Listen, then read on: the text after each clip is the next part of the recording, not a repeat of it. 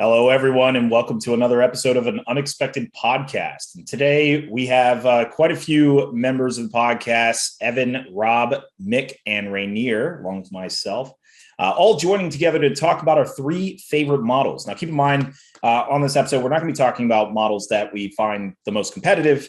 I think our answers would be pretty similar there. It's actually models we just enjoy playing, whether it's for either the theme that it represents, how well they reflected it from maybe the movies, or just simply it's really fun to play. And then before we get into that, we are going to be doing our normal list review where one of you can submit a list to us on the YouTube channel and we will review it for you from a competitive analysis. So let's get into that list. Let's go ahead and pull that up now. What do we got today? Here we go. Can you see it? All right. So go ahead, Mick. What kind of list are we working with here? All right, so this is from Alessandro Bigiani, sorry if I butcher your name. He says, hi, I would like to comment on my list. So in the list, we have King Gulavar leading two Knights of Minas Tirith with shields, one Citadel Guard on horse with a longbow, 5 Rangers of Gondor with spears, 2 Warriors of Minas Tirith with spears, 8 Guards of the Fountain Court with spears, and the second warband out of the 2 is Galadriel with the Mirror, 8 Galadrim with shields, 5 Galadrim with bows and spears, 1 with a spear, 3 Guards of the Galadrim Court, and 1 Sentinel. That gives us 800 points, 38 models, and 12 bows. So that's 6 might in here plus Aragorn's free. Then he says the idea is to make Aragorn as tanky as possible in order to face enemy magic. Galadriel can be used to try to stop enemy raids. The leader here, interestingly, is Galadriel, because as he says, in my area, usually people play using the veto system, and basically only Contest of Champions suffers from the decision. But with only 2 heroes in association, this choice benefits him, since Aragorn is a killer and the other one is to be defended. So I guess I'll start. This on paper, like when you first look up this list, it's a little confusing, but obviously it has its strong points. Aragorn is very good, as we all know.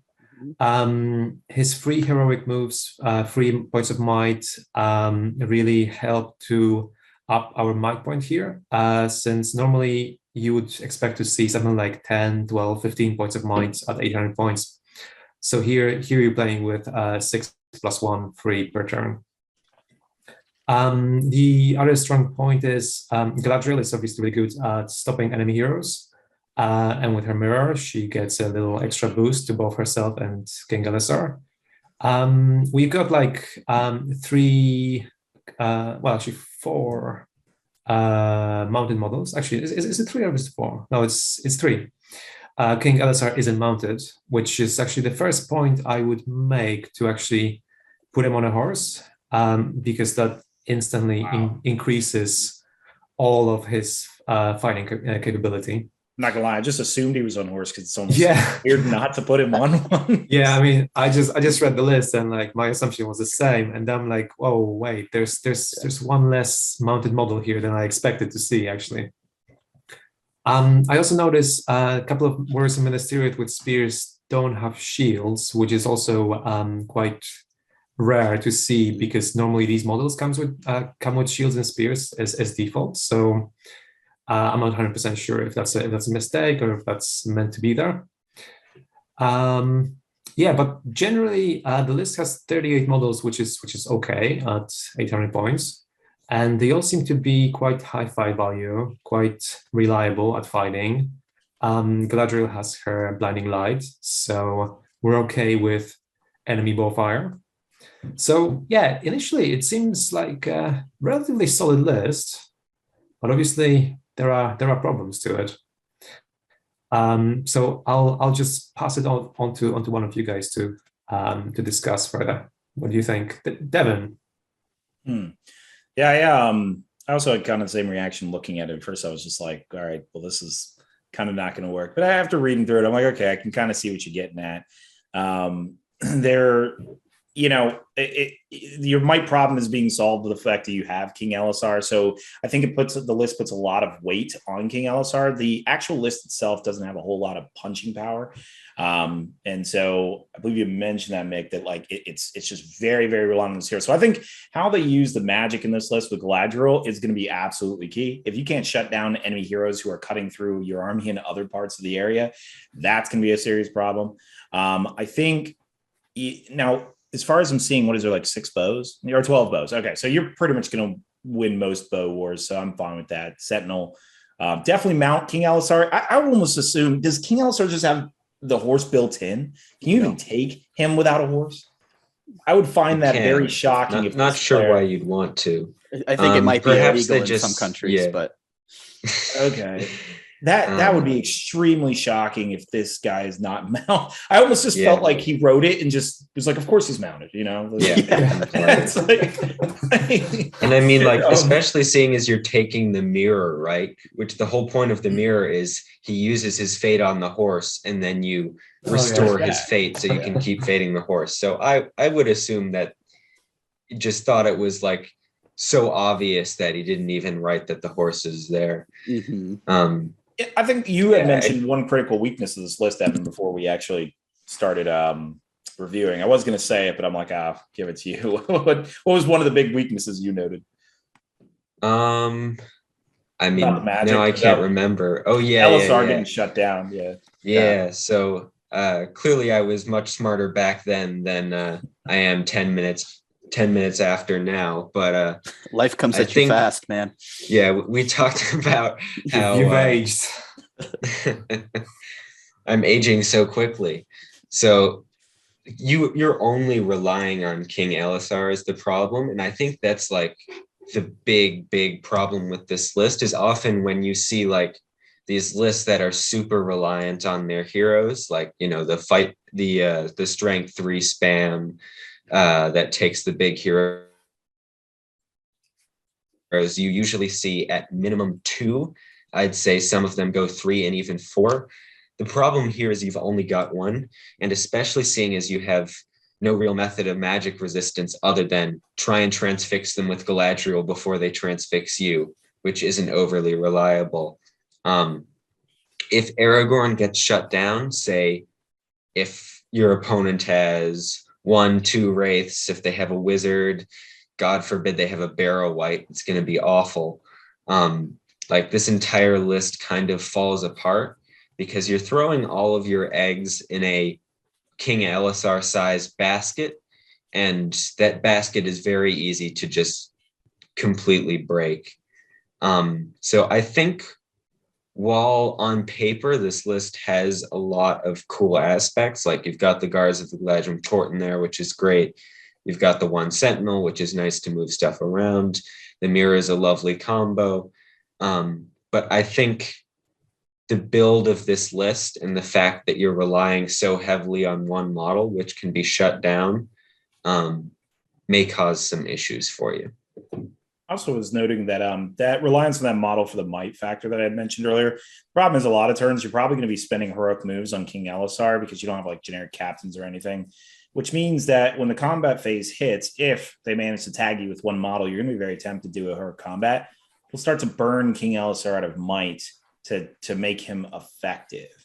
So because obviously that trick you can only do 3 times, right? So and I think for will aspect of that, Evan mentioned, I think you have 3 points of will. There's no other way to regain it in this list whatsoever.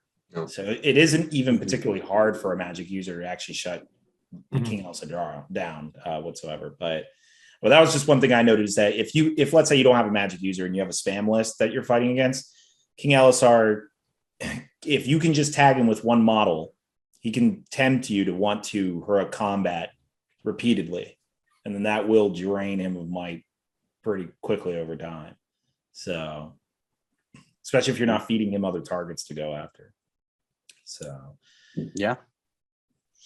I mean, I think everything you said is true. And the other kind of limiting factor is if you're up against a list where Elisar is relying on the mirror, whether it be for trying to keep saving his horse or whatever, you're kind of geographically limiting him to one part of the battlefield, and it's a little bit more predictable in where he's going to go and how to deal with him. So you're giving a little bit of tempo to your opponent by just knowing that he's got to stay within 6 inches of that mirror as well.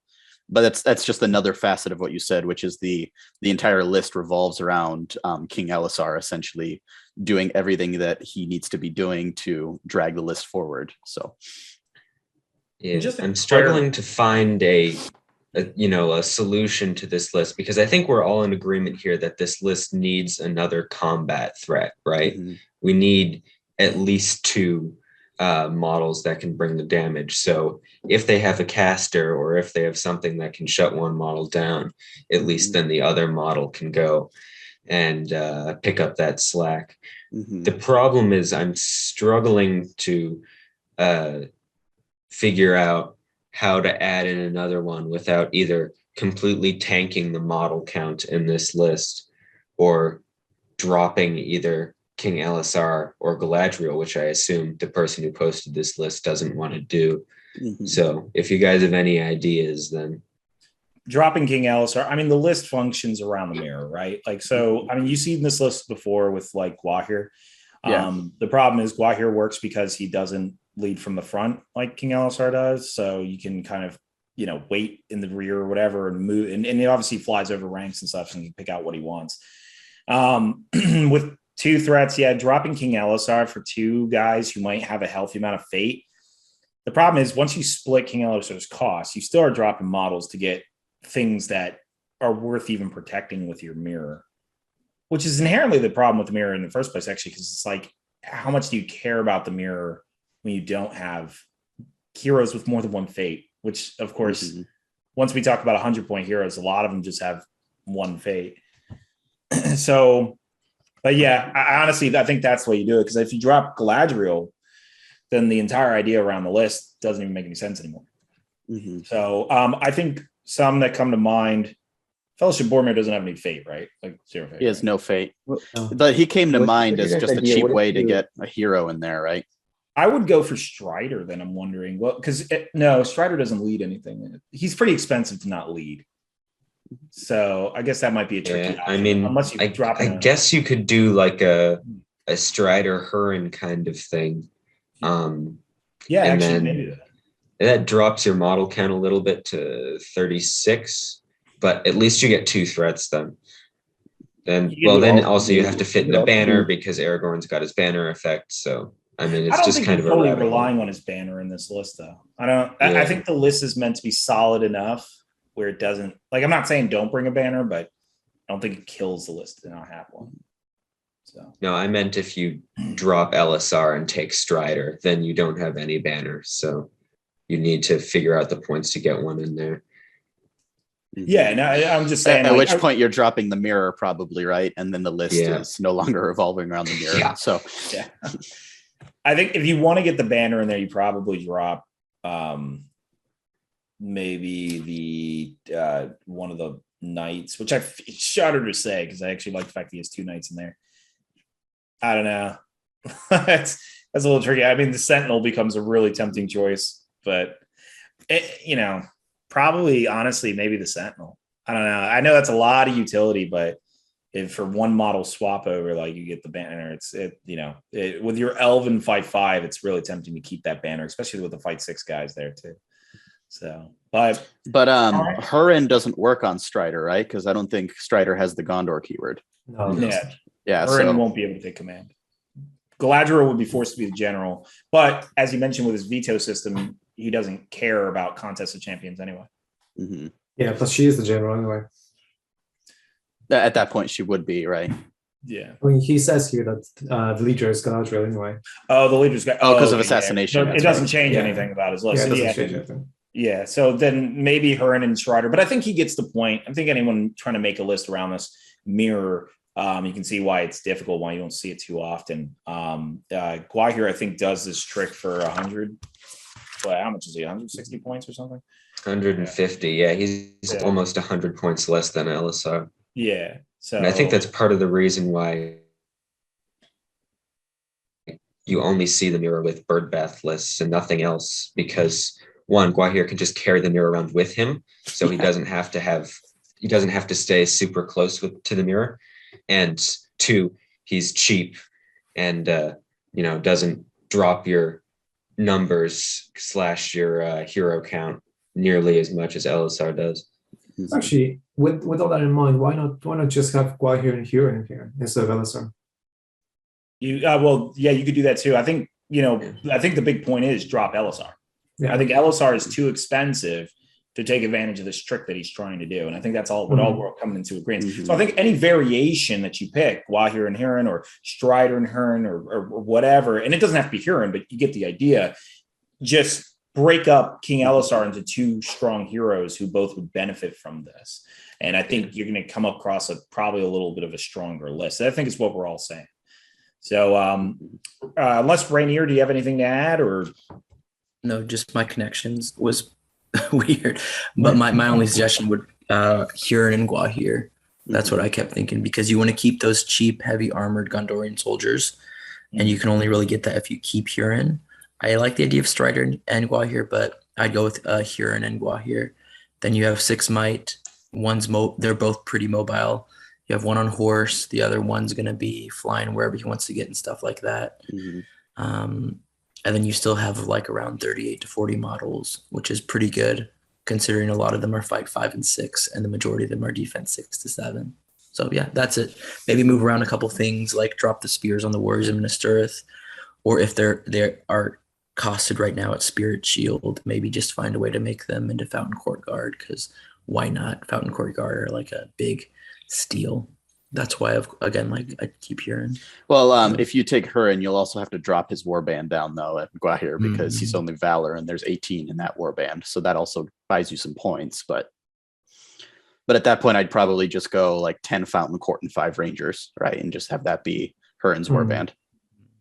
He does say though, like assassination. He mentions assassination, so I wonder if Huron would scare him in that sense, because Huron would be an easy target to take out in assassination. But like, who knows? Like, I'm also curious where he plays and what his meta is like, because we may be like making all these suggestions, but it might not apply to him. But yeah, I'm curious. Like, let us know like how you do and like where you play and stuff like that. Yeah. All right. So I guess we'll go ahead and take the list down now and go into the main topic at hand, which is our favorite models or profiles. Or actually, this is more specific to the profile. And we'll go ahead and describe why, of course, in each case. We'll take it one by one. Rob, what'd you pick as your first selecting for the favorite profile? Okay, well, this is probably going to surprise literally no one that has ever met me. But my first favorite profile is Boromir of Gondor. That is the Fellowship version. I also very much love the Minas Tirith Captain of the White Tower version. But in terms of my favorite profile, it's got to be the Fellowship one. I really come at it from multiple angles, right? One, it's my favorite character from the books and movies, so that doesn't hurt. I actually do like, the aesthetic that they chose for Boromir. I enjoy painting him with like the blues and the reds and everything. And game-wise, it's just, I always have so much fun when I play this profile, because it's such a little toolbox, right? He has all the heroics that you want. He's got some built-in horde protection. He can shield, he can horse around. He's got 6 might, so you have a lot of might to be able to do some fun tricks with him. The fact that he has no fate means that you actually have to think about what you're doing with him, because he is fairly vulnerable, and it's a nice little like mental puzzle about how to get the most out of him without getting him killed. But at the same time, whatever list you're putting him in, chances are he's there as a force multiplier and not like your leader or something super important. So even if you do lose him, it doesn't usually cripple you entirely. And every time I put him on the field, almost in any army, I just have a blast. And so Boromir of Gondor is definitely my first of my top 3 favorite profiles to play with. A little bit less likely to hit the table now that his wife, Lady of Light, is no longer available, but I'll still try to make it work, because I have a lot of fun with it. Yeah, I have to add, just from a theme perspective, something I kind of was thinking about is that 6 might that he has is like one of the representatives of him like never giving up. Like he just Yeah. constantly has energy to keep going. Kind of really shows off that scene with the Uruk-hai. And so it's like I just kind of like actually the fact that he's like the only character in the game with 6 might. I know Azog, but not really. But not really. Yeah. No, I mean, I think you're right. I think it really reflects like the books and movies so well that, you know, by this point, I actually think this profile reflects Boromir better than the Captain of the White Tower one, which is awesome for a variety of reasons. But this whole idea that he's like determined and strong and, but he has no fate because he like burns himself out and he throws himself into reckless situations. And I love the horn. I love this idea that, you know, he gets swarmed by all of these little crappy troops and he blows the horn. And they're like, whoa, I didn't mean nothing by it, bro. Right. So, yeah, I absolutely love it. And the fact that he has strike, defense, and march, it's the trifecta, right? So like he can do anything you need him to do. And in some cases, like if you're playing Lothlorien and you're planning on taking a mounted elf captain, pay like 10 points and get Boromir instead, right? He's just as survivable and brings a lot more to the table. And like, he's Valor, he fits right in. I probably shouldn't say that or he'll get FAQ'd to Fortitude in no time. But yeah, so I never, win or lose, I always have a good time with this profile. I think the play style is unique because of the like high disparity between high might and no fate, right? Very low will, but he's got mobility, he's got good combat stats, he's got a good amount of wounds. Yeah, I just love him. So, yeah. But again, anyone who knows me should not be surprised. I think the playstyle is unique too, especially for good armies too, because it's falling under that like evil men like spend the might before they die. You know what I mean? Yeah, right. Yeah. Boromir. So it's very unique with good armies, which I find really cool. Yeah.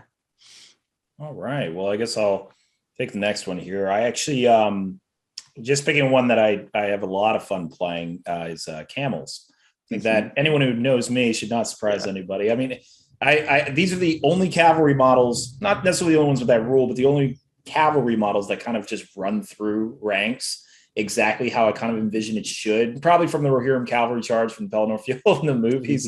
But I just kind of feel like all cavalry models should do this. Now I get it that would probably be game breaking and they'd have to rework the entire mechanics of the game to do that. Maybe, I don't know. But, you know, as far as cavalry, like they're a lot of fun just running through it. And the amount of fear that generates when, you know, those rolls keep going hot and people are like, they'll have to look like Gothmog had in the movies. Like, wait a minute. Right. It's just like, he's like tearing through this. So I have a lot of fun playing them. Yeah. You've been terrorizing our local meta with them for years and years and years. And they definitely, when you start rolling hot and you're like, oh no, what's happening, right? It's especially really bad if you go against like armies like Rohan, where you get 2 rolls to try to kill the target. And it's just like, it murders through cavalry armies. It's actually, I don't know, fun in every single way to play through it, especially if you maneuver them right. Now, that's the only part that's a little unrealistic. I can like do like these kind of fishing tactics, depending on what I killed on the way. But yeah. All right. Evan, what do you got for us? All right, so I've got a bit of a surprise pick and one I only recently took liking to, and that is actually Theodred, Heir of Rohan. I know I posted a super long post on our Facebook thread gushing about how great the Theodred's Legendary Legion was, but I recently took it to Shadow in the East, and I was very impressed with how Theodred did. For the first couple of games, I took the Legendary Legion. For the next couple, I took a Rohan Lothlorien alliance. And, well, let's list off the many good traits that Theodred possesses first off. So he's 80 points, 90 if you take the horse, 95 if you take the shield. And the big thing that he can do is he's got 3 attacks, 4 on the charge. He gets strength 5 on the charge with the army bonus, and he gets reckless charge, which means that he re-rolls all failed to wound rolls during the fight phase. I had him kill a lot of things that I would never expect him to be able to kill. I had him team up with a couple of other Rohan guys. He would just chop through trolls. He would go in, call a heroic combat, kill 4 models in one turn. He was just an absolute beast. And he's also got a lot of interesting and cool factors that make him not overpowered, but just really interesting to play. And that's, of course, one, he's got 1 fate and 2 wounds. So he just dissolves if you lose a combat with him. And 2, he always has to charge if you're in charge range. And while some people may find that to be a debilitating weakness, there's actually ways to play around it where you can take your troops and basically make a barrier in front of him so that he can't charge, and then you can move him where you want. So it's a lot of fun to try and figure out those situations and make it so he's able to get to where you want him to go without going crazy, charging forward into the lines, and then immediately dying. So I think just for fun, for the damage he does, he's incredible. The only reason he gets a hit here is because I'm looking at his model right now, and his face reminds me a lot more of Gothmog than it does a heroic man. You're not wrong.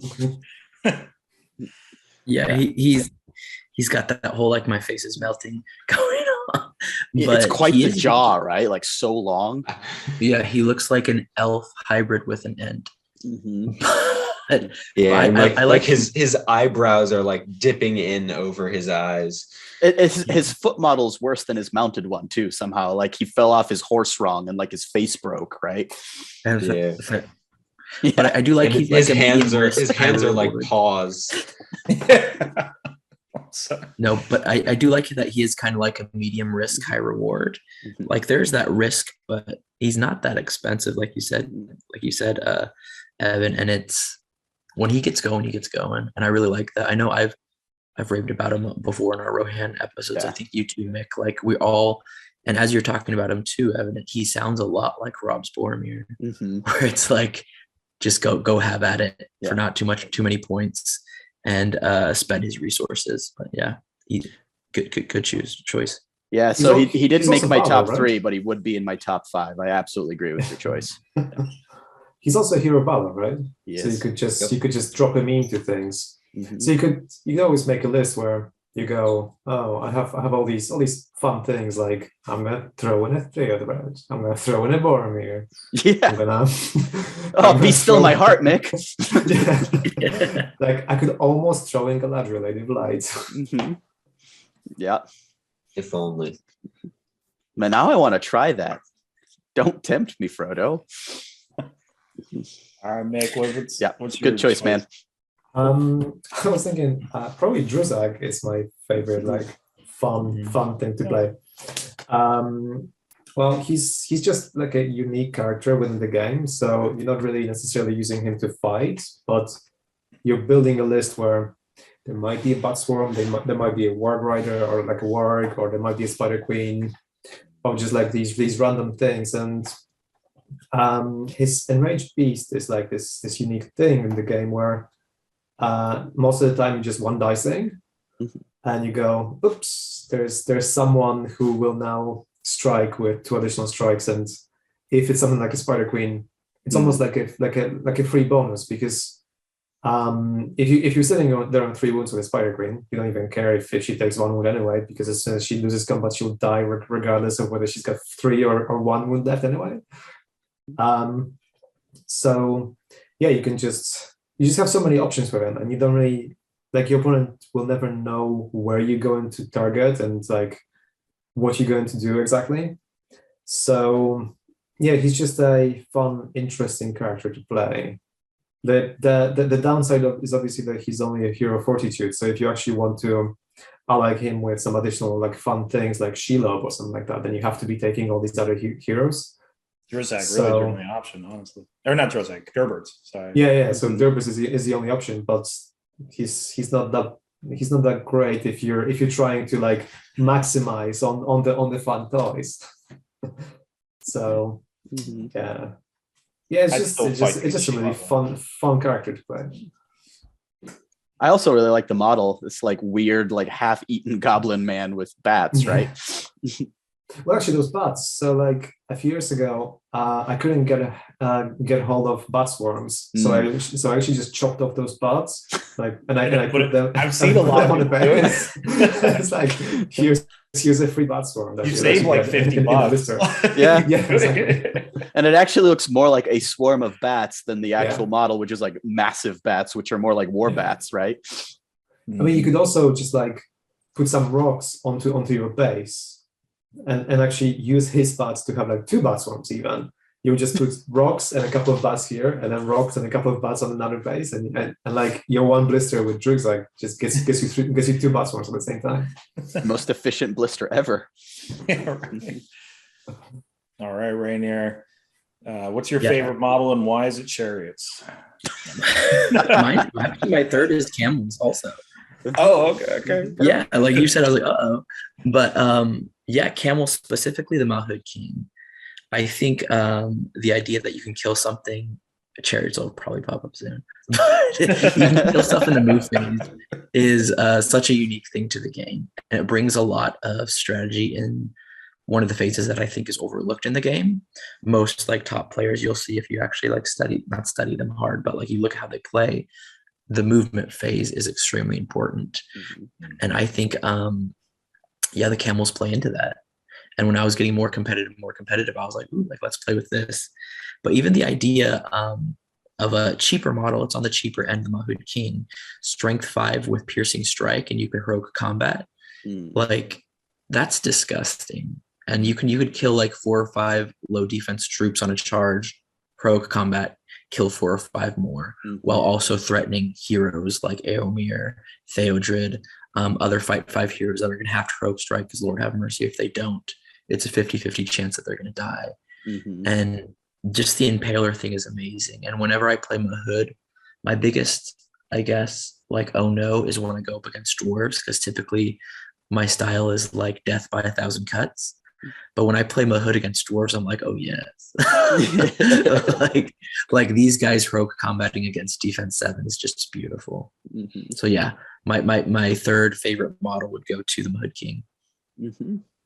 And you can put 2 or 3 in the same army too, because they're not actually named heroes. So and he's Valor, right? So you can also ally him pretty easily.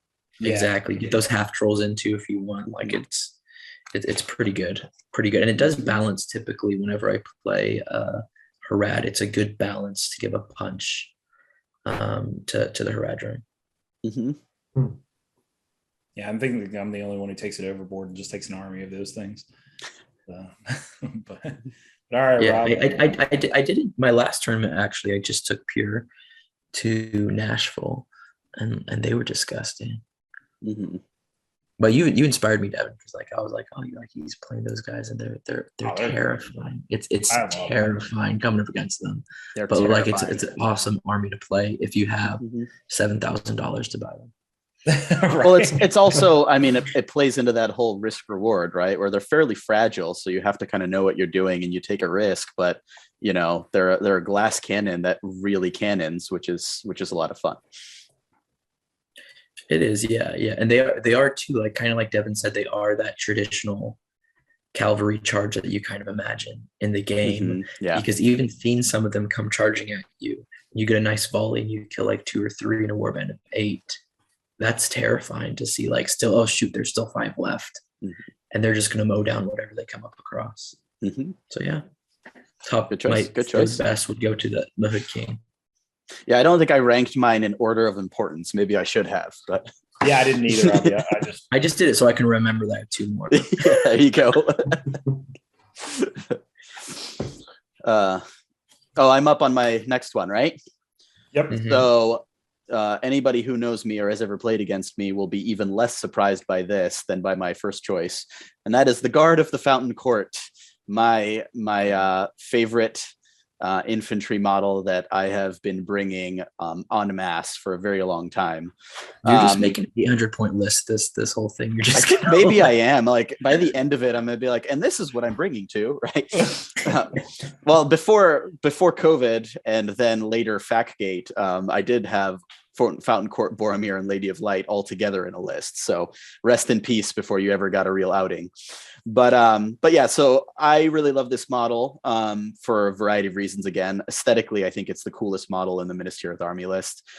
Just in the movie, when you see them like standing there stoically around the tree, And then on the table, they have the cool helms, and you can give them, because of the lore, they're the only unit in the army of Gondor that's allowed to keep the original heraldry of Numenor, of Elendil, which is super convenient because you can use all those leftover Numenorean shields on them, and they just kind of look really cool and unique. But what I really love about them, and why I've progressively over time kind of migrated towards just using a bunch of Fountain Court, is their reliability. When I play games, I really like to think about what I'm doing with my heroes, and I like to take heroes that are fun to play, and I really like to take risks with them. I don't like the same thing with my troops. I want to know that my troops are going to be where I want them, when I want them, and do what I want them to do at all times, and I just don't want to have to think about it, right? So like the fact that they're D7 without shield wall just naturally means I don't have to constantly be worried about my positioning. The fact that they have bodyguard means that I'm not, constantly worried about, am I going to fail that crucial courage test, which has happened to me innumerable times, right? Where it's an important moment of the game, like recon or something, and your guy runs off and you're like, well, there goes the game because of a bad roll. I don't want to have to worry about it. They all have spears, which means that they can all be in the front or in the back, and it doesn't matter because they can always be where you need them to be and do what you need them to do. And so that kind of just reliability, durability, and flexibility means that I know that my troops are always going to be the anvil that I need them to be, so that I can really focus on what I'm doing with my heroes, right?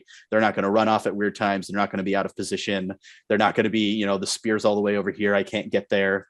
And that's just, maybe says something a little bit about my play style, but that's what I really love about them. You can get them to fight 5, which is obviously amazing if you play Boromir, but even naturally fight 4, that's very respectable. They're fairly durable to shooting, whether or not you have blinding light.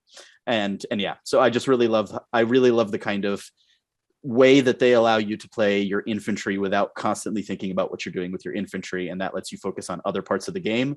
And especially in a timed tournament, that's an important thing, right? Because the more time you waste thinking about different parts of your army, it's just rolling the clock. So that's why I've progressively gone from a couple to a whole lot. Yeah, I imagine there 24. Huh? 24 of them. I think I ran like 32 in one list once, but I mean, that's how it was in the books too, right? Like they just kind of like left the army at home and brought the Fountain Court guard. Well, and at one point I was playing about 2/3 Fountain Court and 1/3 Rangers, and I was playing against Devin actually, and you were like, yeah, the Rangers are the weak part of your list, and I just keep shooting them with Corsairs or whatever, and like they're the weak part. And I'm like, you know what? You're right. Screw the shooting war. All Fountain Court. Yeah, right. And I never looked back. All right. Well, so I guess moving to my second option here is actually the Lingering Shadow. So, and it's mostly, once again, going off of fun here. Every single time that I think they represent what they do in the movies quite a bit, right? And most specifically the Lingering Shadow, because they didn't need to actually be killed to actually like teleport. But of course, making them all do that would probably be ridiculous. But I find the Lingering Shadow, the fact that you never really know where he's going to be, and he can constantly keep moving about. And for those of you who don't know, sorry, Lingering Shadow, you all know I'm talking about the Ringwraiths, yeah, okay, all right, just make sure we're on board. The Dol Guldur ones, right? Yeah, the Dol Guldur ones, yeah. So it's really just, I enjoy how he teleports, and he does represent what he does in the movies. I do get why they gave all the 9 their own kind of different personality, I guess we'll call it. But the Lingering Shadow is the closest to what I see in the films, and that's what gives me a lot of fun. And honestly, there's never, other than just straight up flying, but even then, like there's no dynamic like that in the game. They're the only model that does that, where your opponent almost doesn't want to kill them because of how they move. So I think it's actually really cool, really fun. And I'll play him with the Necromancer all the time, and I'm perfectly happy to do so. All right. So Evan, what do you got for your third or next? All right. So I'm sure coming as a great surprise to everybody here, my next pick is the Black Numenorean. And sort of like Rob's pick with the Fountain Court, there's nothing flashy about these guys. It's not like they're going to chop through armies all on their own, but they're just so economical for what you get. You get your fight 4, you get your defense 6, all for 9 points. You've got courage 4 +1 courage up to 5 if you've got the Mordor army bonus. I mean, they just do everything. And I mean, the cherry on top is that terror special rule. I like to take a lot of Ringwraiths, a lot of stuff with Harbinger of Evil. And my favorite thing in the world is to watch a big hero throw down those dice, roll double ones, and fail to charge into my basic guys. It happens way more often than you'd think it would, and it's incredible every time. I just love them. And also never take the banner or the warhorn, they're trash. I love the disclaimer at the end. Yeah, don't do it. Don't do it. If you're trying to take a banner in Corsairs, just ally in Theoden. No, but they're great. Their budget, just like Rob's, like you said, their budget. I take them all the time with my Corsairs, and I even take them with my Mordor, just because it's great. And you come up against horde armies, and you're like, actually, you don't have that much more than I do. Plus, your guys are typically Courage 3 or 2. Here's like a 9-point terror model that, I mean, fingers crossed, they're probably going to change it here soon. But I say that each time. I'm like, oh, they're great. I'm like, no, stop. Like, make them sound worse. Yeah, we need to stop telling people what's great, right? So that they don't get nerfed. Yeah. These guys are trash. They're trash. Use Blackguard instead. Blackguard are way better. Yeah. Blackguard, don't take Fountain Court. They're awful. Yeah, just all Blackguard. Take them in your Gondor armies. Take them in your Easterling armies. Everything. Blackguard are incredible. With warhorns. Yes. Yeah. Actually, I was wondering. So, Evan, you mentioned don't take a banner with them, but I've seen some lists in the past where, let's say, you have just like Mordor lists where there isn't a single Black Numenorean, and then someone takes a Black Numenorean with a banner specifically, just so they have the defense 6 and terror. Well, wouldn't you do that? Do they drop their shield or not if they take a banner? Because I know sometimes they FAQ that. And if they don't, I don't think so. Well, I would personally, especially if you're taking something like Kardush, I would just take a Morannon Orc with Spear, Shield, and Banner. I feel like that's just the better option. Or I'd take something cheaper, like just a normal Orc Warrior.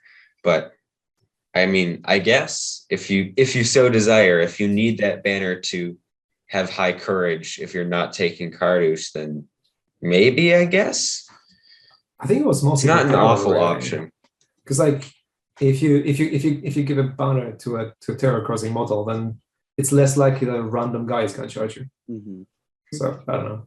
I in the previous edition, not so much now that the army bonus exists. I saw a lot of people taking a single Black Numenorean with a warhorn too, just to make their orcs a little bit braver. But that's a little bit less relevant now with the army bonus. So, and warhorns have also, like, they used to be a lot more rare. Like a lot more troops can take them now, if I remember correctly. So they're more expensive. Well, I take that back. Take all of your Black Numenoreans with either a banner or a warhorn. Well, I'm not recommending it now necessarily, but I know it used to be the case a lot just because Mordor didn't have a good access to extra courage back then, right? Whereas now they do. One thing I would ask, though, there's merit to it. Yeah, I would ask this. I completely agree with everything you said on the rules, and I think we all agree they're great, right? What do you think of the models? Because one of the things that I don't like about them is the models. I think that they are pretty bad. The Morgul Knights are cool. If they looked like the Morgul Knights, that would be better. But I am not a fan of the models, even though I love the profile. How do you feel about it, Evan? We had an argument about this, though, Rob, actually, when you weren't on the show. I was on your side, and a lot of people were like, oh, they're great. They suck. They look Why is everybody wrong except me and you, Rainier? I don't get it. I totally don't. Our team is just better, clearly. Should we start a group chat? Let's just start our own channel, actually. Yeah, you know what? Let's who's got admin controls? Let's kick these jokers off. But what do you think, Evan, before I start trashing it? Well, I mean, you might see a common theme among the models I like, and that is their sculpts aren't exactly always the best, let's just say. It is a little confusing how they take it just like the mouth of Sauron and decide that they are simply incapable of seeing anything, which I've never really understood how that works. It's what makes them terrifying, because you never know where they're going to swing their sword. They're superheroes. They just have helmets. Basically. You actually, like, it's one of those helmets where from the outside it looks like it's just metal, but from the inside it's kind of like a two-way mirror. From the outside, you can't see his face, but from the inside, he sees out. They're all wearing VR headsets. They all have stormtrooper helmets. Yeah, I think I think with conversions, you can make them look pretty good. You just have to chop off those stupid shoulder spikes that come up from his side, chop off their head, because I think that's probably the worst part of the model, and then maybe stick on a Morgul Knight head or something like that. Because the Morgul Knights I like a lot. Yeah, me too. Model-wise. It really is just sculpting problem. Is like, because I mean, you see even with that new Easterling where his face is completely masked, like you can do it in a cool way, I guess. It's just they look clunky, I guess, the way that they're sculpted. Maybe it was due to the time that metal, how did that work? I don't know. And then if you know about armor too, it doesn't really make sense because it's just too heavy. But I think they did just model it off the mouth of Sauron with that same aesthetic. My big gripe about it is I'm huge into the evil men factions lure wise, and Sauron was called the Great Deceiver, and he wasn't like going to these nations and being like, I'm scary and freaky looking, come join us. And they're like, yeah, let's worship you. It was power and wealth that kind of got them, especially the Black Numenoreans in Umbar, power and wealth. So I would have wanted to see something that looks more Numenorean, but maybe darker and scarier, and have more like of that, if that makes sense, than to make it look like something out of like that just morphed out of the Blackgate. Yeah, this definitely feels more like a Warhammer model for me, almost like a lot of just the ludicrous stuff that makes absolutely no sense, which I think SBG generally does a decent job of making their models look like actual human beings, but I think this one kind of missed the mark. Yeah, it's also weirdly large, right? I don't know if what happened, but like when the sculpt proportions are larger than the models around it, which also makes it stick out a little in a not great way. I mean, there's ways around it. I see a lot of conversions out of Men of the Dead with Morgul Knight heads, which looks better, right? But I'm with you. I would have preferred more of like almost like an Easterling type look, where it's a man, clearly a man that has armor that's spiky and scary maybe, but it's still clearly somebody who used to be a Numenorean, because that's all they are. Yeah, you can even make it look like an evil type Swan Knight in a sense. Yeah, absolutely. Because they were rulers of the sea, like they were like all over the place and stuff like that. And then of course they've accumulated all this wealth and stuff. But yeah, something like that would be really, I would buy the heck out of those models. But yeah. Cool. All right, who's next? Nick's going next. What you got, Nick? I'll get the Catapult. Catapult? Like all of them? Yeah. No, well, the Modern War Catapult. You just want to throw it. Yeah, it's like it's one of those things where like if nothing works, just throw a rock on it, and eventually it'll stick. It's a good life lesson, actually, I guess. Yeah, I mean it's just one of those things that you don't see them that often, but when you see them, like they just completely change the dynamic of the game. If you're playing against one, you generally have to like split your forces around to actually make this sort of checkerboard. But when you're using one, sometimes they won't do anything for the entire game, and you think it's completely useless, and you just waste it to 160 points. But then sometimes it's like it'll just land in the right place, and games that you shouldn't have won, you have. So yeah, it's just like. You see, Mick, you're listing all of the reasons why I don't like the Mortal War Catapult. Because every time I play against it, it's great and it's fine. And it's like, okay, I've lost a couple of guys. And then like on the last turn, my biggest hero gets a rock in the face, dies, and then I lose the game. Not always fun to play against, let's just say. So, I mean, it's one of those things where if you're trying to play competitively, you either want to play a list that's just going to be solid and you're going to outplay your opponents every time and you're going to win with skill, or if you've been a little bit rusty, like you haven't played for a few months or a few years, you can just randomly win a tournament with a Catapult. It's like, just abandon all skill. Just throw rocks at them until it sticks. And I don't have any skill, so this is interesting to me. Go on. Rob's like, can I add it to the Fountain Court card? Trebuchet and Fountain Court, you say? Yeah, I mean, it's just one of those things that, again, it just gives you a different game than like your standard solid list against solid list, and just attrition and trying to outplay each other and like slowly finding out the best moves and being like, ooh, my one extra might point was just enough to push me over after an hour and 55 minutes. Instead, you could just roll a dice at the start, and then you happen to win. I also really like, from the perspective of the person playing the catapult, less so from the opponent, that no matter what, you have to take it seriously because it can do that.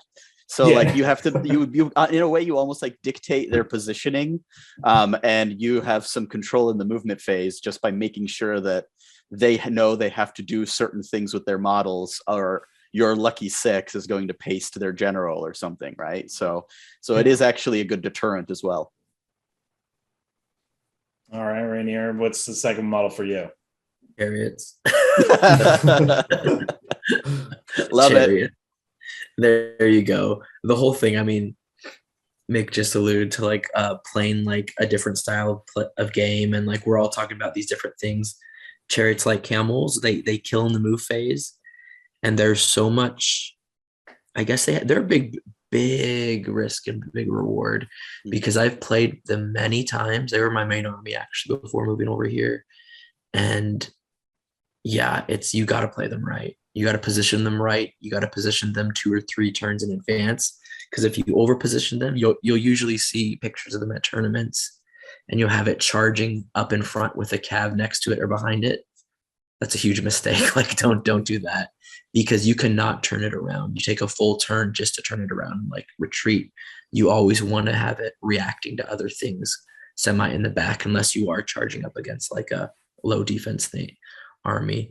But yeah, I love it. Back to the cheap like kind of thing, like the chieftains, fight 5. I love me some fight 5. They freak out fight 5 heroes like Eomer and all of those like guys, and they just kill things, and they don't die too. Like you'd be surprised with the defense 7 and the bulwark. You can even come up against a big hero, and the big hero doesn't kill you. They can't heroic combat through you or something like that. So I even use them to like clog things up, dehorse heroes, kind of be there. And yeah, they just add like some fun to the game, especially when you add them to like other heroes like Amdur or Gothmog or other things where they're not the main focus. It's just like, oh shoot, there's an 85.55 chariot, 1 or 2 in my flanks, plus there's Gothmog, plus there's Amdur. Like, what do you do about that? You can't even magic them all at the same time. So yeah, that's what I like about them. Back to the move phase. The move phase is extremely important, and they kind of like play to that style. You have to be really good in the move phase and know what you're doing to get the most out of them. So yeah, they're my top 3 because of that. Plus they're gorgeous models. Like Khan in general, the horsemen, oh my gosh, like I've had some of the funnest part of this hobby is me just painting that army up, and it's just it's gorgeous models, like amazing. Especially since they all have banners, I kind of like that. I think it's always gives them interesting little, like you can see people create them in like different tribes or whatever you want to call it. Yeah, plans. And that's a liberty of it too, because like a lot of the Fallen Realms, you don't see them in the movies. You just inspire them based off the books or whatever you want to do, and there's all this creative freedom. But yeah, also the king has like 7 banners, exaggerating, but it has like 3 banners, and it doesn't count towards the banner like victory. Oh yeah, that's always funny. You have more banners than any other army in the game, but yet you have no banners. Yeah, exactly. And there's like some random person, there's like Soladan with this big old awkward thing, and he's like, come and get me. I do think that it's cool that you can in the Khandish army, like you could give individual personal heraldry to each one if you wanted, and it wouldn't be out of place. It's a very unique hobby platform for a game that usually is fairly monotone, right? Yeah, I've seen like war bands. Like here's like a war band of like 6 cav. They're 6 cav. Some are green, some are purple, some are red, and just it looks super cool. It does not, like you said, it does not look out of place. It looks really cool. I'm totally with you. It's kind of like the Bretonnian army of old fantasy, where they're all a little bit different, but somehow it all works together, and it's lore supported and everything. Yeah. But yeah, and also strength 5 on the charge with piercing strike. Like again, nasty, kill you some dwarves. So for good, we're building a Boromir Theoden list, and for evil, it is going to be a Mahud Chariot Black Numenorean combo. I'm liking we this. got I'm liking Druzhag in the this. list. We're coming up. And then if you guys probably see who plays good, who plays evil. Yeah, right. Yeah, it's true, right? Like, and then Mick's putting his catapult behind you as well. So yeah, exactly. Mix, they're just dominating tournaments with like shootings. Mr. Six. Okay. All right. So Rob, what's your final Oh goodness, I'm up. So this is my wild card. I don't think people would necessarily expect this from me, but my third favorite profile is actually the Knight of Dale. I absolutely adore this profile. I adore the way it plays. I adore the way it looks. And I think it is one of the more unique things in the game that makes you play SBG completely differently to how you would otherwise you just want to remind play us SBG. real quick how many you have of these? So I have 30 of these that I had purchased from the Forge World web store. I'd set out actually to buy 24 of them. But Forge World is sneaky and they let you go up to 10 on the amount in your cart. And in a fit of hysteria, I was like, let's just max out the cart. So I have all the Knights of Dale I will ever need. I like how you have like your Knights of the Fountain Court, and you're like, I think I need to play something different.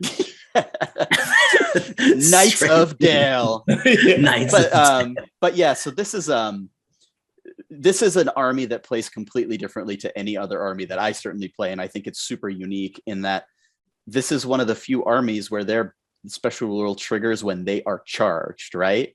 And so I think, spoiler alert, Dale is probably going to be the army that I'm going to play competitively for a while, starting now, and I'm going to try to perfect myself with it. But it creates this really interesting dynamic, to your point, Mick, where it's not just like this grind where you're waiting for that one dice. Your opponent looks at your army and says, do I charge you and make it so that you kill me faster? Or do I let you charge me, thereby giving you like freedom in the movement phase to get the combats you want, or wrap me around, or just generally give up, again, like the tempo of the game to you in order to make your troops less deadly. And that's something that you actually have to legitimately think about, and it creates a much more interesting dynamic than some of the other armies I play, where you're really just like smashing shield walls, right? And so if you charge me, I'm going to get +1 to wound if I win. And if you make me charge you, not only am I picking the better fight, I'm still going to feint anyway, and I'm going to reroll my ones if I win. So one way or another, I'm a troop that is fairly killy. And so I can play an army where my troops are the ones doing all the damage and my heroes aren't as important. And therefore, a lot of the tricks that revolve around shutting down an army's heroes, because they're the ones doing all the work against the Dale army, just don't work as well, because they're like, okay, so, Brand is paralyzed. That's fine. Like, I still have all these knights that you have to deal with. And then you can't just avoid them indefinitely, because the army is cheap enough and doesn't have mega heroes. So you've got elf bows coming in at you, like tons and tons of elf bows. So you have to come to them, or else you're going to get shot to death, because they're going to be perfectly happy to sit back and shoot you. And it's a completely different play style than I think almost any army in the game, kind of like you were saying with the chariots, Rainier, where or even the camels, where they play a way that breaks up the standard grind of SBG, or even your catapults. And I find that super interesting. Obviously, I also love the models. I think they're super cool. They're based off of concept art that never made it into the movie, but they're a really unique design. And I'm really excited to, get them all painted up and start bringing them on the table more. I've played them casually, unpainted, kind of in Basement Hammer, which is still like competitive games, but not, at a tournament yet. But I'm already absolutely in love with them, and they are my third choice in my top 3 without a doubt. So yeah, you said it perfectly. Like, Games Workshop's doing a really good job about releasing new models that actually, like, the warriors do something different to the game. And I'm really excited about that. You saw it, you're just seeing more of it. It's amazing. Yeah, but I'm really excited about that too, because that armor is going to be pretty disgusting. Especially I think it's a sleeper hit. I really do. Like elf shots, defense 6, bodyguard, all of that, just nasty. Like, and then the heroes aren't that expensive either for what they do. No, so they're 110 and 100, right? So they're actually fairly cheap for 3 attack strikers, right? They can't be mounted, right? 3 might. Yeah, and Brand has the same spear rule. Bard has their spear rule. So if you charge him, he gets +1 to wound, which is interesting. Brand gets a lot of rerolls that he can get under certain conditions. So So, and because they're cheap, you can usually get 2 of them and a captain and still have like 45, 50 models in a 700-point game. And those models are all knights or elf bows, which is pretty awesome, right? So I'm super excited about it. Pretty good. Pretty good. It reminds me a lot of Corsairs, which I'm like, oh, I want to play that too. Join me. We're on the same team now anyway, as we determined. So yeah. All right. So my final choice is actually Baldo Tolpenny. And if I'm saying is right. Yes, okay. So so as you can see from the models I'm picking, it's not necessarily about the competitiveness. I just love that they brought traps into the Hobbit army. That's crazy though, Darren, because I almost chose him also. Just for the exact for the exact same with the traps. Yeah, and all super that. cool. Yeah, so one of the a lot of people know I play Hobbits a lot, and it's really because I find them ridiculous. And they play unlike any other army, but the fact that they're coming to battle with like flowers and little dogs and well, I mean, I don't know the Rottweilers, but you know, in comparison to the age of men and whatever orcs and trolls are tiny. But you know, I always wanted traps, and they brought kind of fireworks in. I mean, not really with Gandalf's cart, but kind of, I guess. I want them to go a little bit more exploratory on that, but like, I just really like that they started, you know, keeping to that creative theme of just these little things that these people who really shouldn't be fighting in Middle Earth do. Well, I mean, I shouldn't be. I guess they were involved in several conflicts, but you know, things that they're doing to overcome a much larger foe. And the traps are, I think, designed pretty well in this sort of rock, paper, scissors format, that some of the traps are better against certain types of models, but they're all not, none of them are competitive. It's just, I mean, I don't know, like I haven't mastered them maybe, but they're really more minor annoyances, which is exactly in my mind what they should be considering the army that's using them. So I have a lot of fun. So I think they're great. So they're also completely unique. Nobody else does it, right? So yeah, exactly. It's completely unique to that army and to that profile in a way. It's pre-battlefield planning, and for some reason, no other army does this. Like, yeah, and that's what the game needs more of too. I remember like a long time ago, we did an episode on Wizards and Magic that we changed. Like, I feel like the game needs more of that, like tactical, like strategies where you use the scenery, use the battlefield more to your advantage. But they are the ultimate like little buggers. Like they're just there. They like stop. Like I even like I painted up an 800-point army here in Korea just because I thought I'd miss like Lancaster and like the aesthetics very close to like Amish country. And I just like, holy smokes, you get what, 24 traps or something, just disgusting with the Legion. Like it's 16 total if you take it with the Legion. 16, but like still that's which is still a lot when you got crazy. Around. Like a 4x4, and then you have like 130 or so hobbits. Like that's a huge annoyance, but also like from a play style, it just sounds like a blast. Yeah, I love it. I do think more armies should do, if not even traps, maybe like, you know, we won't go into it, but I guess like ambushing and stuff like just more creative things on the battlefield to kind of interact differently. But we're slowly seeing the game to have to take shape that way, as we have so many profiles in the game that they'll start to look similar if they don't, you know, expand out. So. Yeah. But all right, Evan, what my future like hope is like a Condish hero that does what is it, where they just like arrive wherever they want, or ambush. Like that'd be amazing. Yeah, exactly. Oh, like, kind of like off a board edge of their want, like an ambush type thing. Oh, that would be like outflankers. Chariot off the board edge. Yeah. I mean, those type of things actually were historical. I mean, yeah, we'll go into our rants on it, but yes, I do hope they were historical. They were mercenaries that just arrived the way riders. You know what I mean? Yeah, no. Like, it's very historical, and it does affect the flow of the battle in a very unique way. And the cool part is, I remember in War of the Ring, you could pull off really cool like tricks and feints with that, like, you know, push them to one side of the board and then ambushers here, and then you close in, and like, you know, it just creates a lot of cool dynamics in the game. So, but it does. And you look like, what was it, that one army, that one battle that I'm reminded of, I think it was Vienna, where the Polish the hussars they just arrived, the winged Huscarls or whatever, and they just like, it's cool. Like I want to see Yeah. that in the middle, something like It that. is really cool. You should Yeah, know there about was- that, Mick. Yeah, You should yeah, be there the was- one. Siege of Vienna. There was only like 200 of them, and they decimated an army of several thousand, something like that. My favorite is the king was like this giant fat guy. He was literally Forlong in real life, like on a horse with a mace in front of them. And everyone's like, okay, guess this is what's happening, right? Yeah. All right, Evan, what's the final model you troll people with? It's a troll. It what? I'm surprised no one's done the watching the water. Honestly, there's so many good choices. I saw that one. That's because my father isn't here. He would have definitely picked it. He would have picked it for like the top three. My guy is a little more standard, though. I mean, you can certainly say a lot about him, seeing as his description starts with arguably the greatest man in the history of Middle Earth. This is not a joke. Nope. I know a lot of you are thinking Aragorn King Elisar. It is not Aragorn King Elisar. It is Elendil, High King of Gondor and Arnor. You guys know me. I like my super choppy heroes that get stuff done and have all of the best things in the right places.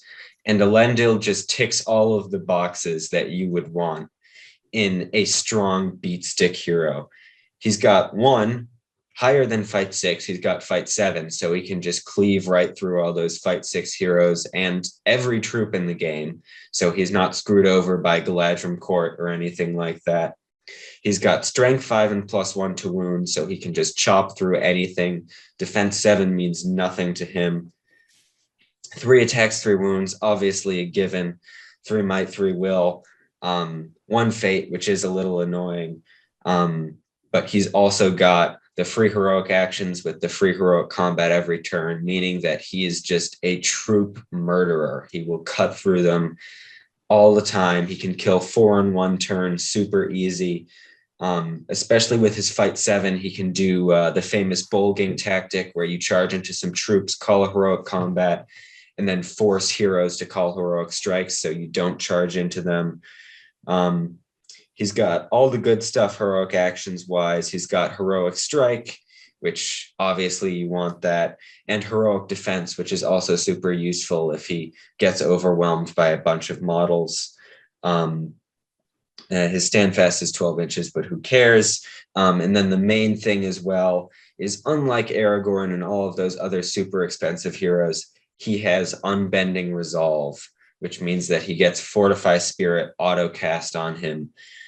Even if his will is at 0, he still gets the 2 dice to resist, which, especially in a meta where Galadriel, Lady of Light, is no more, and good heroes are starving for ways to deal with magic, he just does not care. You cast a spell on him, throws maybe a will point, and then his unbending resolve at it, he's probably going to resist it. So he's just got the combination of traits that you would want on any good hero. He can kill stuff super easily. He's got super high fight value, so he can chop through troops and heroes. He's super resilient to what your opponent is trying to do to him. You know, he's not going to take any magic or anything like that. The only weakness that he has, and this is part of what adds to the fun, is that he's super reliant on that horse. So you need to be super careful, make sure it doesn't get shot out, keep him behind guys, keep him behind terrain, make sure he doesn't get hurled into, because once he loses that horse, he loses a lot of his hitting power. But even then, you can use him to gang up on a bunch of guys, then call heroic combat and reposition a whole bunch of your troops. And all of that for only 200 points if you take him for a horse and his shield. So he's just incredible, honestly. Yeah, he's one of those guys that I come up against and I'm like, I don't have a counter. And even as a player that likes sacrificing troops to like slow things down, you can't do that with him because he's free heroic combats. He just tears through everything. So yeah, he's a really good pick, and he is terrifying. Yeah, you almost kind of just have to hope that you outlast him and get what you need done before he gets what he needs done, right? And to your point about the horse, he kind of like stealth benefited from the recent FAQs too, right? Because now his horse is also fortified based on his special rule. So he's like the only horse in the game except Asphalath that can't just be black darted with impunity. So it's actually hard to remove him off the horse now. So he's even better. Yeah. Yeah, he's one of the few like ridiculously high point models that I have consistently seen kill more points than his points value is actually worth. Like it feels like every game he goes, he kills like a super expensive hero, and then he just chops through like 10 troops and then a couple of other minor heroes. Him and Gulavar, I think, are the two models that can do that so reliably. And it's just incredible how some armies just can't deal with him, and he'll just kill the entire army with them being able to do absolutely nothing. Yeah, you really just hope he fluffs his rolls, because sometimes you just don't have an answer. All right, Mick. So what do we got for your final pick? Well, to follow up from what Evan said, him and Gulavar. So Gulavar would be my third pick. But except he's one of those things where if you do fluff your roll and you are surrounded and you are playing against, I mean, if you are outnumbered and you're in combat with Gulavar and you fluffed it, then your Gulavar is probably dead. At which point your army is probably dead too. Yeah. So again, it's just one of those things where he's a bit of a glass cannon and a situational thing. And my favorite thing actually about Gulavar is the fact that he doesn't have Heroic Strike, because I personally don't like Heroic Strike, and that I preferred the game when there wasn't a Heroic Strike in it. So it's almost like it's almost like a good thing from the past that they haven't given me a Heroic Strike, and you actually have to like figure out how to play your Gulavar, where to go, where not to go. You can't just go, oh, I'll strike. Okay, I'll charge and I'll strike, and it just makes the game more interesting, complicated in my opinion. He does have heroic defense, which is his saving grace really, but yeah, the fact that he can just pounce around, he can just do things which other characters can't do, and strength 8 obviously wrecks everything. I was actually at the last Archon, I had this game where my Gothmog and my Shelob ended up being charged by Gulavar, and they both died. And like, okay, well, that's game over. It's one of those things where you either end up losing him very quickly and probably lose, or he wins you the game. Yeah, like, pretty much regardless what your opponent does. So it's just a cool, fun thing to play. It's really funny how just adding monstrous charge, that one rule, turned him from like a useless model to like one of the most powerful in the game. It's actually, he'd be in my top 3 models I hate the most. But everything you say is true. Like, he's incredible from a game perspective. I'm offended by him. Yeah, I hate him, Gwahir, and Elendil are like the 3 that I'm like, no, I don't want to see you anywhere near me. But he does, like, I don't think he's overcosted or undercosted. I think he's pointed pretty well. He's pointed really well, and he does bring that like a new dynamic to the game, because then it's like he can knock down things that typically can't get knocked down. He's terrifying, but he's also super squishy. I mean, at Nova, when I played against Matt, I mean, I killed him on accident in shooting. You know what I mean? Like, the best kind. Yeah, like he had knocked down, who was it? Soledad. Soledad had 1 wound, and I had 3 shots, and they're in combat. And I was like, okay, I'm gonna hopefully kill Soledad so he doesn't typically heroic combat and go destroy everything in my battle line. So I shot 3 shots into Gulavar, 2 hit. I was like, oh, good. Hopefully they hit. They both hit Gulavar, and I was like, dang it. And then I rolled a 5 and a 6, and I killed him, and I was like, this is not supposed to happen. I think it was more ridiculous than that. I think it was 3 wounds that you got off of 3 shots. Yeah. They all hit, and they all through things, too. It was like through my guys. They hit him, and it was just like, I looked at Matt, and I was like, this shouldn't have happened. That wasn't even what I was supposed to do. Like, should I apologize? I don't know. It was horrible. I remember there was that famous story from one of the Warhammer World GTs a couple years back where Ali King's Grimhammer threw a throwing weapon at him and killed him against Dave Nolan, and it killed Gulavar and won the game on a fluke. So that always makes me laugh whenever I think about it. Actually, no, I think it was he threw the axes, he took 2 wounds off, and then somehow Gulavar charged somebody and then died. Something along those lines. Something equally ridiculous. It was something ridiculous like that. Yeah. Yeah. All right, Rainier, final pick of the day. What do we got? Somebody get a drum roll. Yeah, this is all on you, man. Bronze Mickey Mouse. Here we go, Amder. Yeah, my final pick and probably my top one would be Amder. First off, I love the Easterling aesthetic, and I think his pose on the horse is amazing, and it's super cool.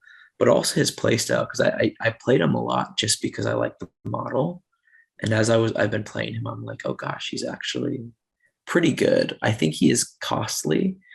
He's not the best hero, but especially paying 145 points for a model with 1 fate isn't the best.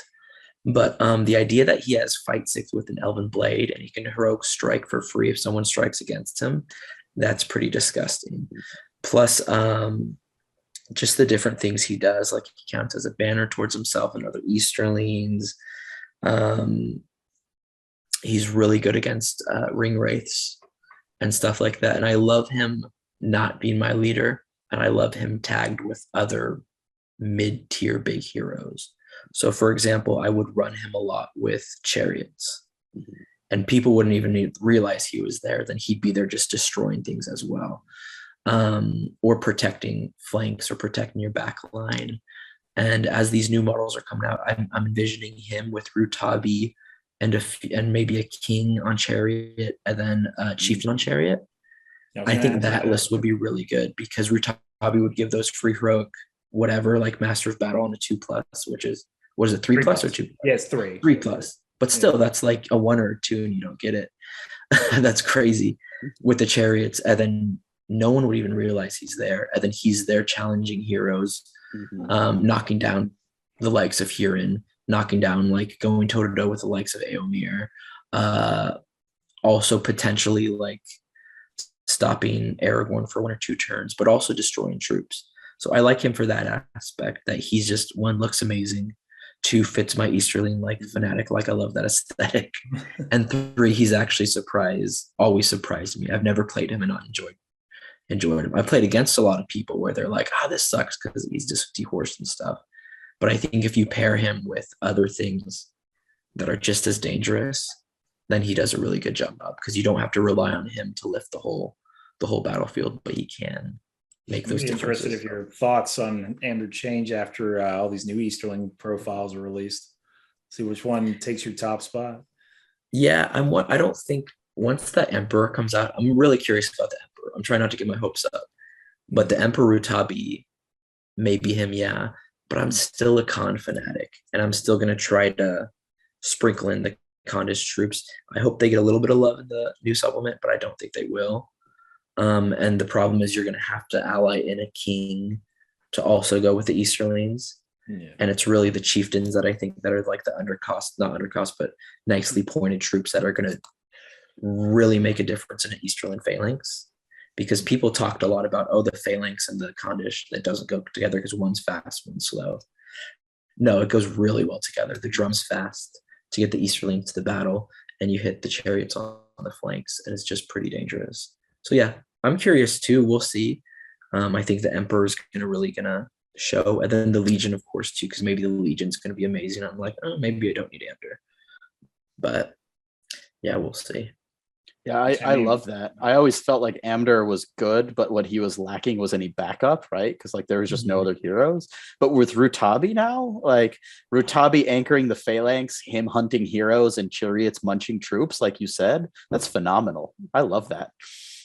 Yeah, and it is I think even him just with Rutabi and other infantry Easterling heroes, I don't think it's the best, because you need him to be a mounted quick threat with other mounted quick threats, if that makes sense. And I do think that's what him and Camul are pretty dangerous, But even those two, I think, would need another mid-tier thing like a chariot to go with them. But yeah, we'll see. We'll see. I mean, you're gonna have your spam of Lake Town. I'll probably have my spam of Easter boys. So Oh, can't wait. I've already got all the metal ones I bought from a friend, ready to paint when I go back to Merrick, and I'm like, oh, so excited that I'm gonna pick up my Candish army, and it's gonna, even if I lose, they look so nice that I'm like, it's okay. I really wonder how much money Games Workshop made on those metal made-to-order Easterlings, because everyone I've talked to ordered like 3 or 4 packs of them. So they had to be spinning that machine night and day, right? That might be the most popular made-to-order I've ever heard of. It's because you don't get pikes. No, exactly. They're actually more economical than buying the don't actually plastics. look that good either. The only thing is they go on a hill and you like sneeze and they fall over, but they'll be fine. Yeah. All right. Well, then Awesome choices all around. Yeah. 15 different choices too. Yeah. We all chose Gulavar. We didn't all like that one. But I would love to hear in the comments what people thought of that and what that reveals about our various interests and play styles that they found interesting. So Exactly. And I'm curious what like the viewers' top 3 would be also, and for same reasons too. Like if you guys want to comment your top 3 and explain why too, because there's always one of those surprises where like what, and then we see the explanation and we're like, oh, that does actually make sense. If you say the Balrog, I'm going to delete your comment.